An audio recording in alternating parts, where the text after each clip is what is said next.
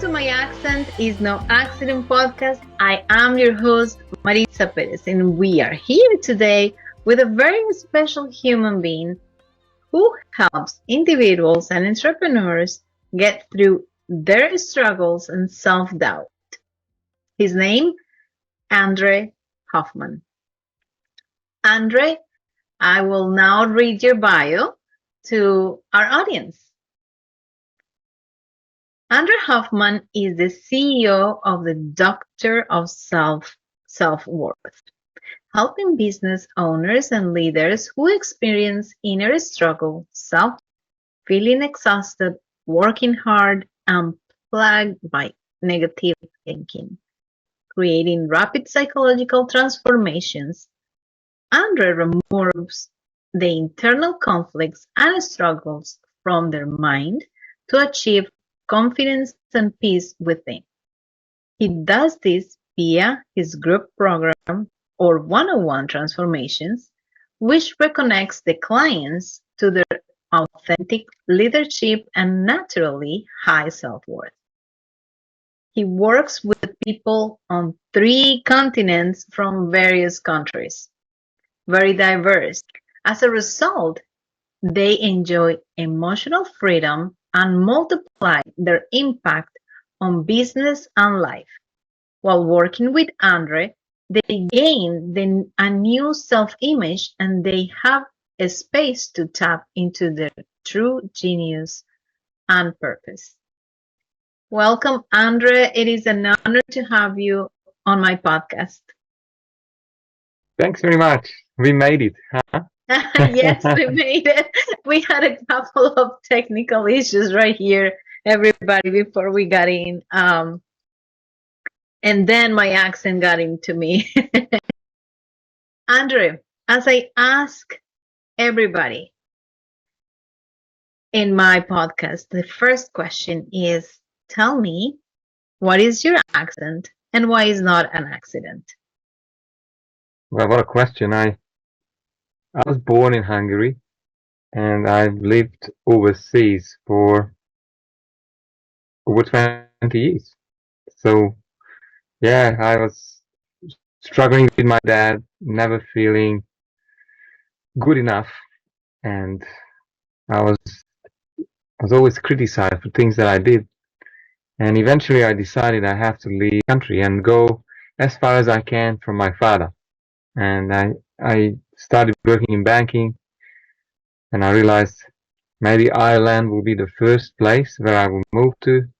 And I did that in 2001, and I realized that, well, this is going pretty good. And I went to, later on, I've seen The Lord of the Rings, which was a very inspiring movie with a lot of wonderful scenery. And I decided, well, I need to check out that place where they shot the film. So I ended up in New Zealand.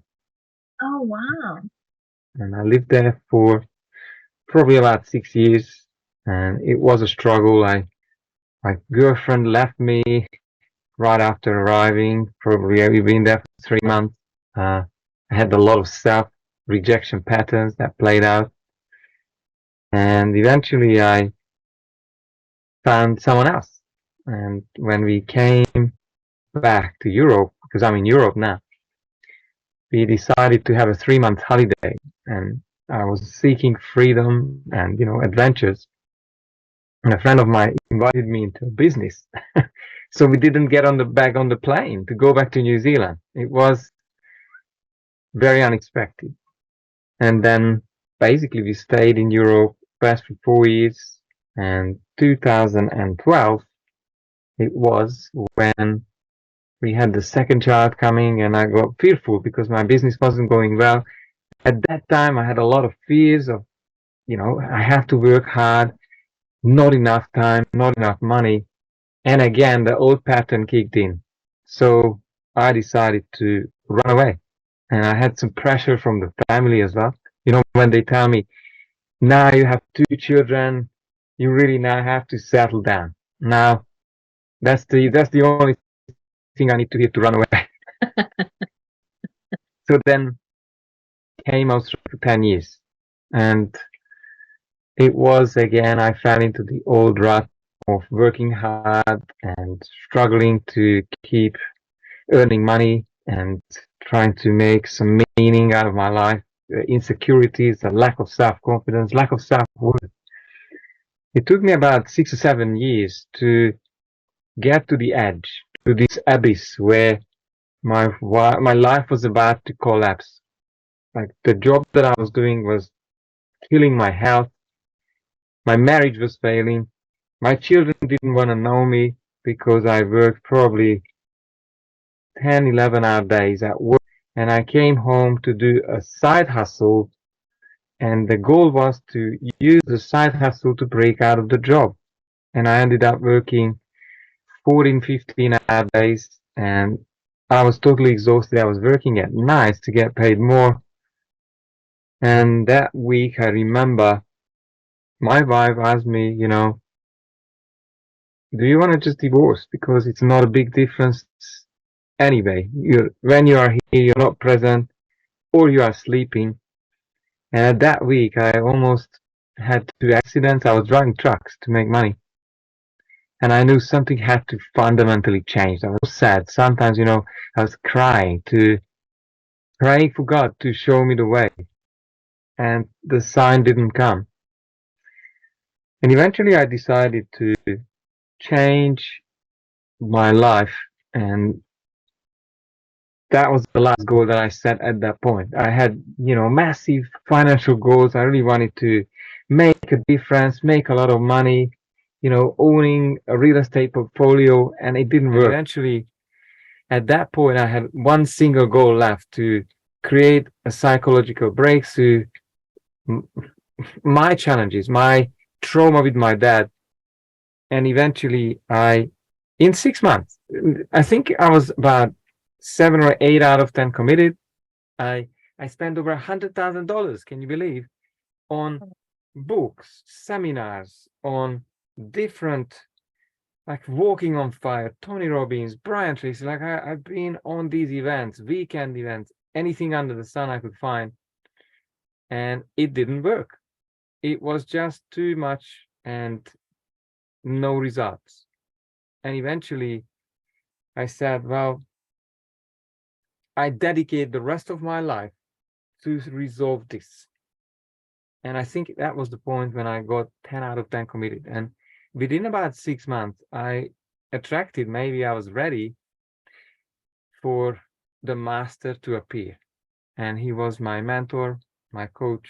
And it wasn't taking too much time from that point to break through my, self-sabotage, I have to say, my psychological challenges. And it was a natural progression from that point when I realized that, I wouldn't have to spend the rest of my life working this out. That if this was the biggest change in my life, then probably I should help others through the same journey, not in 35 years, but rather 6 to 12 months. And this is how the Doctor of Self-Worth brand was born. And since then, I was helping hundreds of people and wow. been impacting many lives. And that's very exciting. It is very exciting. It sounds very exciting. What a beautiful story. It is a story of resiliency and also a story of moving forward no matter how you were feeling inside. And that is exactly what you do with your clients, right? Help them get forward. Yes, in some way, yes. But before they become my clients, I have a very solid criteria to pass, which is I really check on their commitment level. Do you remember I just told you that probably I was 7, 8 out of 10 committed to change? Yes. And I didn't get results. I was taking action. I was going outside of my comfort zone, yet I had the same results for decades. So knowing this, I really started to filter people and select the ones who are ready for transformation. And there was one last single thing for parents, if you're listening. I think the final straw for me, the last straw was when I saw my 8-year-old son not trusting himself not believing in himself. He was one of the most qualified and skilled in the soccer team. A whole season he couldn't score a goal. And I was there as a certified coach and I couldn't help him. I said, I have every skill, NLP, all that I need, yet I can't help him to believe in himself. And when I went to see my mentor, and this is a big one, and he had only one question that changed my life at that point. And he said, is his father scoring goals in life?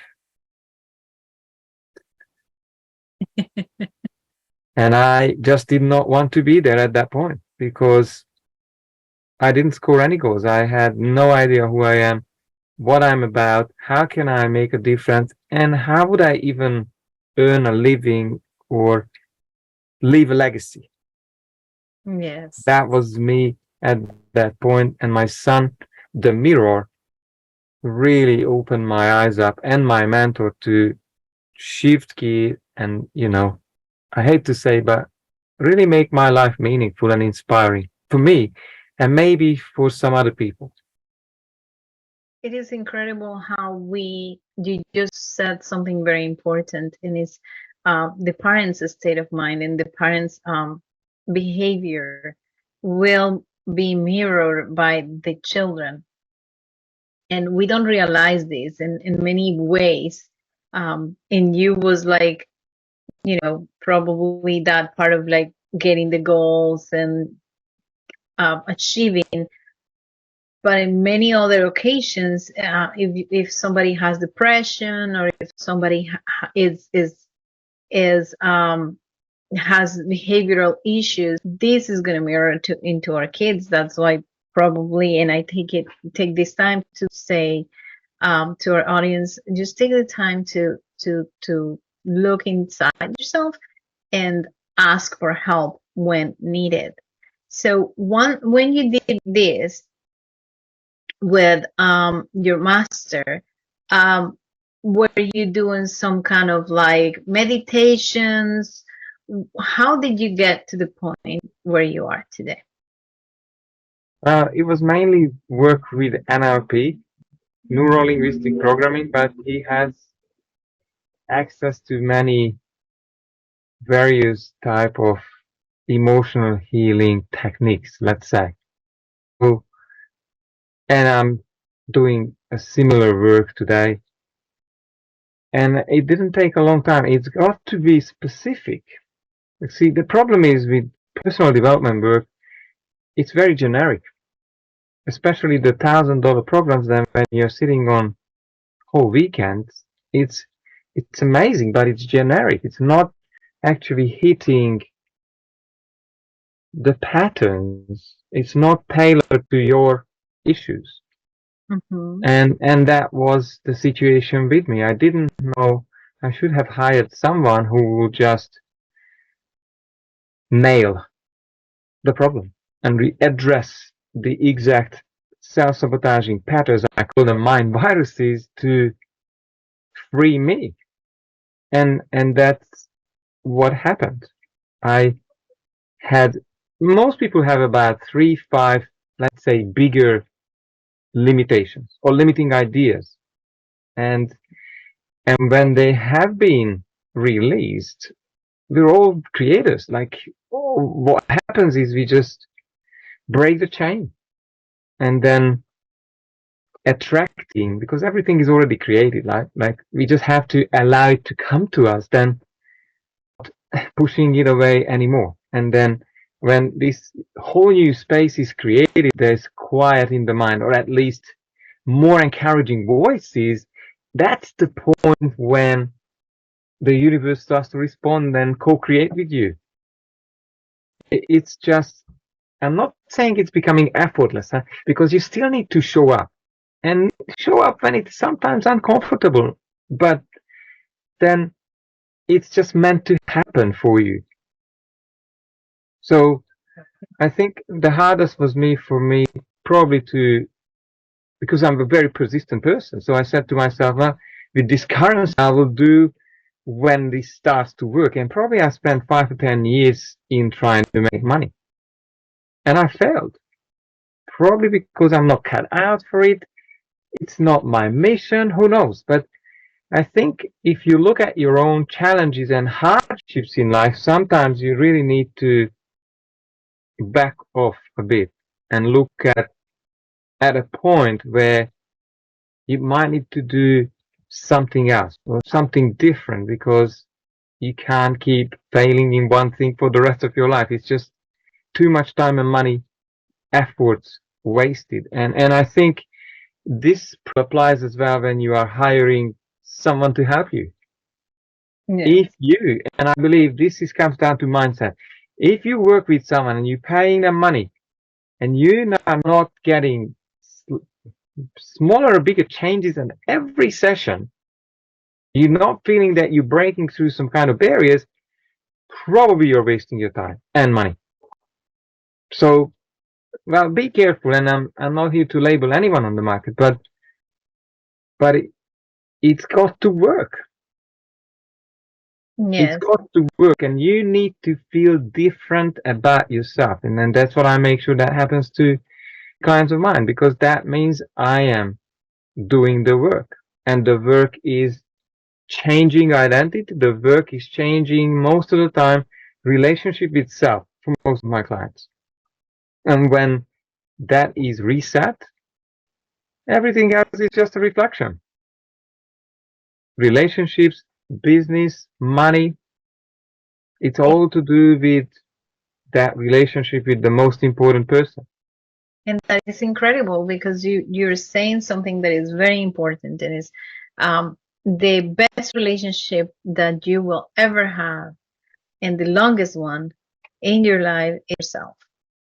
And if you are not able to control your thoughts, your feelings, the negativity, then you are out of control on absolutely everything else. Yeah, I mean, you've got to be your best friend, and you've got to find a way to treat yourself as you would your best friend. Hi, I'm very happy to know you are here watching our podcast today. It is an honor to be featuring so many entrepreneurs on the journeys of their inside voice, their accent that is not an accident. And we want to reach out more people like you who are creating a better world of diversity, inclusiveness, equity, and belonging. So please take a moment to hit the subscribe button below, like, and share to others. And even if you want to leave a comment, that'll be nice. Thank you for your support. And now back to the episode. Your best friend. For most people, they actually need to have that perspective to actually open the door and say, what would I say to myself if I was my best friend? Because they're not conditioned, they're not wired to that thinking. Yes, you kind of like are conditioned to abuse yourself. And Criticism. yes, and the way will you talk to your best friend the way you talk to yourself? Will you tell your best friend the things that you tell yourself? Um, And as a result, there is a shift in energy around you. They talk about the law of attraction, call it anything you want, the universe or God. Then there is this field around you because nothing is physical in this universe around you. There are opportunities, there are, you know, energies and people who show up when you need them or when you're ready for the new results. And remember that your results are telling you about the state of mind, or I call identity or self-worth. Your results are telling you what the challenges are or what you have a problem with, because they are the actual printout of your limitations.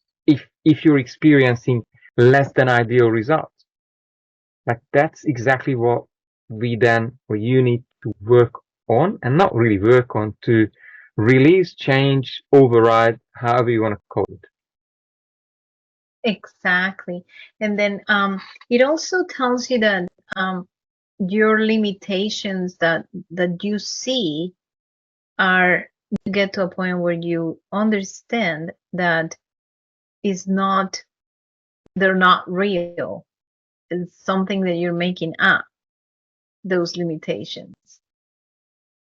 Also, I think because I hated myself. I said, why am I on this planet in the first place? I thought, you're coming from this high consciousness, spiritual person, and I was resisting the challenges that I had. And I believe when you come to the point that you are at the place where you are supposed to be, because your learnings need to take place where you are with the specific challenges that you are having right now. If you're able to deal with that, think about kids play these games and they have to find the keys in each level, right? Yes. So if you are able to unlock, if you're able to find the keys to your inner transformation, then you will have new problems, more exciting problems, and bigger results. Yes. But only when you cracked the code or someone helped you to crack the code. I think using, therapists and coaches, whatever works, is important because compressing time. I do find 30, 40, 50-year-old patterns in people that they were not aware of. How they were limiting themselves since childhood or to some traumatic event. And I think it would have taken them decades to from the repeating failures to realize that I am the common denominator in it's been happening for me such a long time. So we haven't got time. You haven't got time. Life Yes. is short. And then what I always say, we all are here because we were loved, because the greatest consciousness brought us here with love, and we are made to love each other and to accept each other and be different. So sometimes when you go, you work with different people, and I want to touch this because you work with different people in different countries and continents. What would you say that are would you say that we're all the same, or are we totally different? What a good question. The people who I work with, they all have a human mind, and there are a lot of patterns that are similar because at a surface level, each of us want a bit more time and money, and probably doing exciting things or outside of the comfort zone. And the limitations come from mostly from mom and dad. The limitation comes from school teachers, authorities who have been almost hypnotize you out of yourself. And at a vulnerable place emotionally, they could have stolen your power. They didn't. Maybe you were just too weak at that sensitive point and you took on either their suggestion or something has happened and you created a meaning from that event, and at that point you could have lost yourself for the next 20 years or 40 years. And we just have to undo that because we can't change the past. What we can do, we can change how you relate to what happened in the past. And at that point you have rewritten your identity. Because I think a major concept I really love to share with people is that most people build a personality or an identity which is the sum of what happened to them, right? Oh, yes. Yes, Or you're what they think has happened to them, let's say that. Now, imagine if we start to change that. If that's what personality is, identity, then we start to change things that was limiting you, and we create a new story about the past. You unlocking the next version of you. But normally the human mind with negative emotions of, anger, sadness, fear, guilt, is hanging on to the pain. It's almost like glue. Can't let it go. And that is shutting down a lot of time, not being able to receive love and blocking flow. Sometimes blocking receiving time, receiving money, receiving love. It's all connected. It is, I think that it is very normal of the human beings, and I've seen it in many people, and you're right. I mean, we all have a human mind, no matter where we come from, the way we grew up. At the end, we are all humans. And I have seen time and again that um, there is in the human mind, in the general, not everybody, but only a few, but the rest will have a problem with receiving money and making money and Well, even making a sale. I can apply that to myself because when I started in my entrepreneurial work, I felt super weird going to networking, talking about what I do. but let me guess.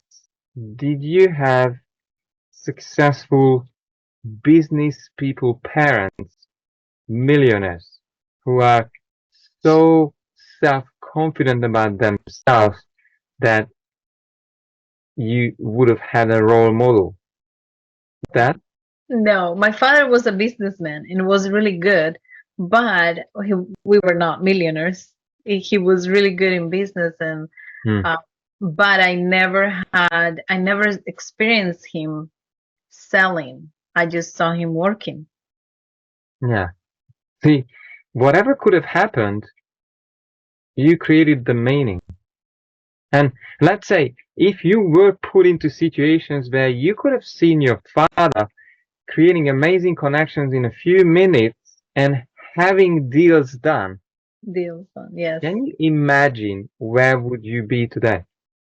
Exactly. And now that I realize, because I'm an entrepreneur, I realize many of the conversations that I was around. I'm like, he was making deals. He was closing businesses. Hmm. He was closing contracts. But I don't think at that time when I was younger, I ever pay attention to it. I just thought of it as work. But Yeah. then also, I don't think many parents in my culture, I would say, have that drive of well, maybe in many culture, every culture, because you don't have the drive of teaching your children how to make money. Yes. I would want to say that sometimes the biggest teaching is the life that you live. And I'm just tapping into this now in the last year or two of what if your life was teaching your children that it's possible to live life on your terms. But what I mean is that spending your time the way you want to. And that's what happened to me. I somehow have this alignment now where I feel myself, I'm in the zone, just unfolding and doing things that sometimes creating content, have these wonderful conversations, then I have clients getting in front of me, and there's no forcing There's no push to this. And imagine if your children could see you almost living a dream. Like, what's the subconscious message that you are really sharing at that point, regardless of what you say? Because it really comes down to how you're treating yourself. What example are you setting? Because that's what they will do. Yes, And then exactly. I hear from parents that, oh, I don't tell my child that I'm taking substances. I'm telling them the best advices. Well, the energy Is there. Yes. is the victim. The victimhood is so clear to children. They energetically take it on with the limitations. So there's no loopholes. There's no shortcut. I Mhm. think the biggest takeaway probably from these last 5 minutes that we talked about is that you have got to go through your transformation. If you want to teach children, then you've got to be the best version of you. Yes, exactly. If you want to teach your kids something in our younger generation, if you don't have any children, but if you want to teach anything to our younger generation, is just by living by your example. You've got to master your life. So we're getting to to the end of our episode, and I enjoyed this so much. You're so full of knowledge and really good nuggets and tips. How can our audience get in contact with you? That's the easiest way is just to look for hashtag Doctor of Self-Worth. And I'm just finishing my website. It's www.doctorofselfworth.com. And yeah, just hit me up, send a message. Also, you'll find a calendar and we can have a chat. If you feel that you're serious about your next version of you. I think there are 3 stages to transformations, and one is this bit of a victim state, victim of the mind, or victim of the baggage that one brings, and we all have. The next is this next, or let's say, best version of you, where your mission or your why will really start to take shape. So you wouldn't have to worry about life anymore at that point because you are aligned to attract and create. Yes. Thank you so much. Everything that you have and your insights, I love them. And would you like to have like a last message to our audience? Don't give up. Don't give up if you are not getting results. It took me 30 years. But be open to try something different. And when you have come to the point to seek help, then just be mindful of look at the results of the person you want to work with. How do they live their life? And have they created transformations? Have got a track record of the transformation that you are looking for? Because if Mm, they did have hundreds and thousands of people, probably they have the formula. And if it's not working, I have to say, try and get your money back, because then the deal is not there. There's no.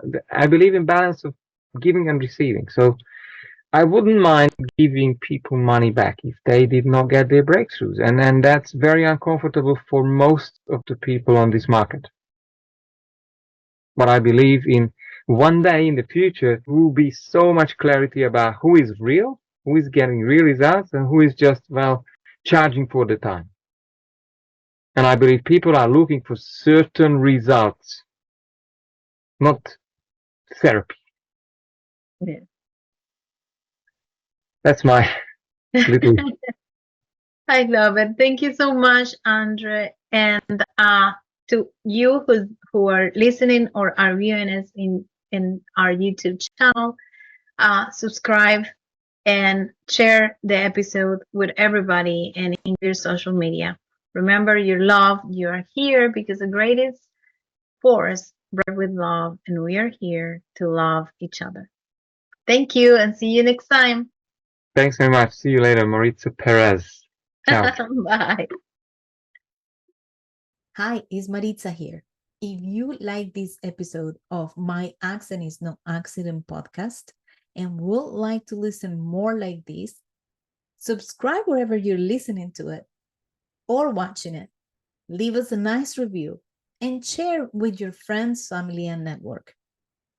Thanks for listening.